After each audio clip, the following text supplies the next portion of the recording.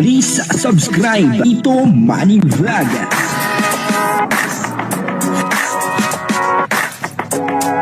Payagan po si Tito Manny Vlog na mag-reactor para pambiling gamot sa kanya pong karamdaman. Si Kalinga Edu po ay nagkaroon ng problema.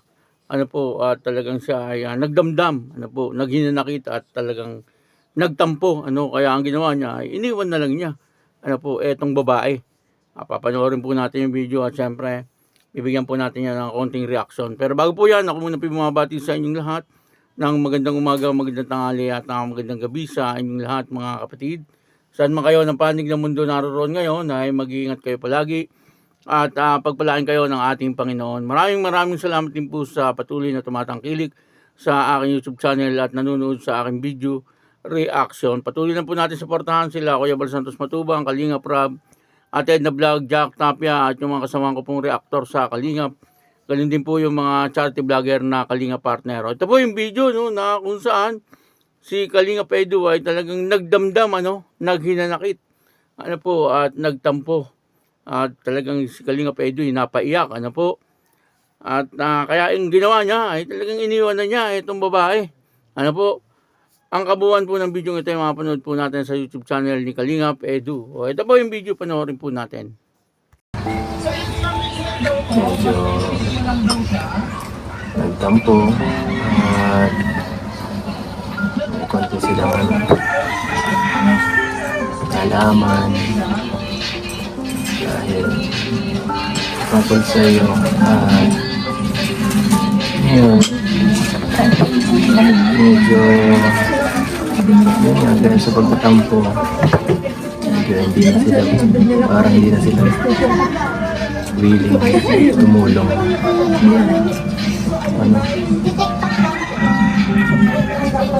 dahil may nakapagsumbong sa akin itong nakaraan pagkatapos natin may upload yung video na nakaraan pinanap natin yung Grace may isang sponsor na nagsabi sa akin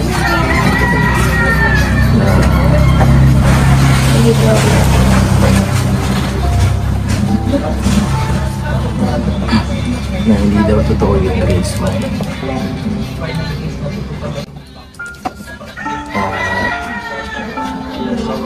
Yun nga, at sabi sa akin ay hindi ka na nag-aaral. Ito ba yung tinay?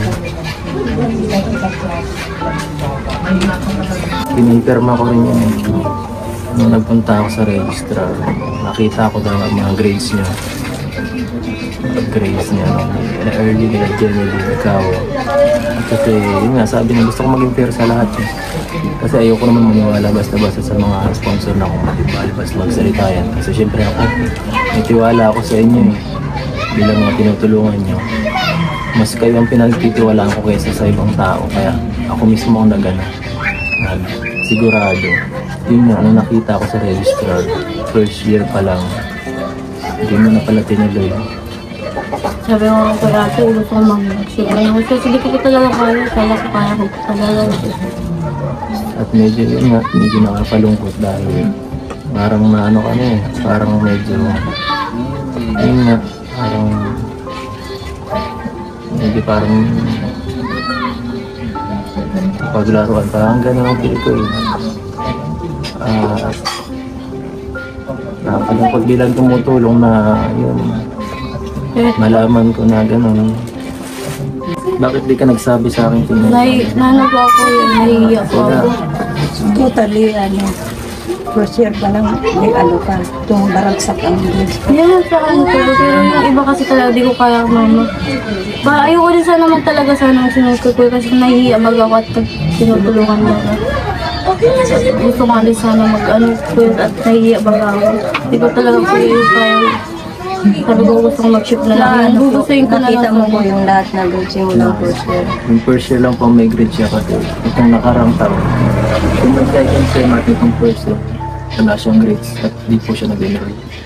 Maglaga po kaya. Kaya yung mga binibigay na lang ni Kuya, binibigay ko na lang baga sa mama at Siyempre nakakaya din ako gastusin ko yung mga. Tsaka sabi ko nakakaya kasi tinutulungan lang nila. Di sana nagsabi ka. Nahihiya nga ako. Nahihiya pa ako Kasi sabi. kahit kami din po, tinatanong din po namin si Tinay simula Salcedo pa lang po. Di po kami nagkulang kay Tinay magsabi ka kung ano. Sinabi ko pa nga po sa kanya kung nag-aaral ka pa ba kasi di na nga po namin nakitang nag-ano. Sabi niya, oo ate. Sabi niya kahit pumunta pa daw po ako sa school. Eh, Dahil sa ginawa mo, maraming mawawala sa'yo. Kaya, Una yung tiwala ng sponsor, siyempre, pagka ganyan, medyo mawawala, hindi na mag-aano yung iba. Paano lang, plano natin dinay ngayon? Kasi, hindi ka may makano, wala na. kaya po. Siguro po mag-work muna na lang muna ako. Kasi, plano ko rin talaga ngayon, dahil sa ginawa mo, hindi naman natin pwedeng palampasin yung penalty, siyempre ang ginawa Yun mo. po. Kahit pa sabihin natin, gusto kitang tulungan. Yun nga, hindi pwedeng palagi tayong tutulong at palagi lang natin palalampasin yung pagkakamali ng isang tao kahit kasabihin tang mahal na mahal natin yan.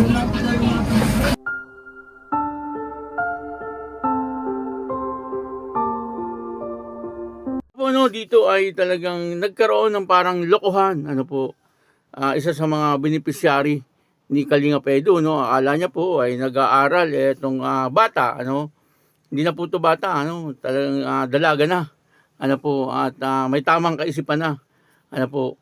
Kaya lang, naging problema niya ay sa halip po na magsabi siya ng totoo, ay hindi niya po sinabi, no, kay Kalinga Pedro na hindi na po pala siya nag-aaral. Parang nagkaroon ng lokohan, ano po, sa pangyayaring ito. Kaya si Kalinga Pedro ay talagang nagtampo, ano, at nagdamdam, napaiyak pa nga etong si Kalinga Pedro. Hindi niya po akalain na gagawin po sa kanya ito ng kanyang beneficiary. Ano, bagamat itong dalagang ito ay talagang ang tingin po ni Kalinga Pedro ay para na rin niyang kapatid, pero dahil po ito ay nagkamali, ano po, kaya ang minabuti ni Kalinga Pedro na wag na lang po talaga tulungan. Ano, para kasing may kasama na ring panloloko ang ginawa po ng dalagang ito. Subalit sabi nga po ng dalaga ay nahihiya daw po siya magsabi kay Kalinga Pedro, kaya nilihim na lang niya. Pero hindi po maganda yung gano'n, ano, na nalaman pa ni Kalinga Pedro sa ibang tao. Ano, sa halip po sa kanya talaga manggaling ay nalaman pa po ni Kalinga Pedro sa ibang tao, ano, may nagsumbong kay Kalinga Pedro, kaya si Kalinga Pedro ay hindi makapaniwala, kaya nag-imbestiga po siya. Ano, tama po 'yun, ano, yung ginawa ni Kalinga Pedro para sigurado po talaga, ano, kung ano po yung nangyari. Ano po, minsan kasi ang tao dahil po sa siya ay nahihiya, ano po, ay hindi niya po alam na siya ay nagkakamali na. Ano, totoo naman na wala naman po talagang perfectong tao, ano po, at lahat naman po ay nagkakamali. Kaya lang siyempre kailangan ay minabuti niya, ano, na sabihin na lang po niya yung kanyang pagkakamali. Ano, baka sakaling napatawad pa po siya ng mga tumutulong po sa kanya. Ano. Pero kay Kalinga Pedro, sabi nga ni Kalinga Pedro, bagamat kahit na nga mahal na mahal mo yung isang tao, pero kapag nagkamali, ano, ay hindi po kailangan i-tolerate. Kasi medyo mabigat eh. Ano po, hindi naman po yung simpleng pagkakamali lang. Medyo mabigat at matagal na pala na niloloko niya itong si Kalinga Pedro. Ano po, medyo nakakaawa din, ano, yung pangyayari po doon sa dalaga at napahinto po siya, no. Kumbaga ay marami po talaga nawala sa kanya. Pero wala pong magagawa si Kalinga Pedro kundi iwan na lang po talaga siya. Ano po, hindi na po siya tulungan. Ano po, sayang, ano, dahil sa pagkakamali niya ay yung kanyang pangarap sa buhay ay medyo na udlot.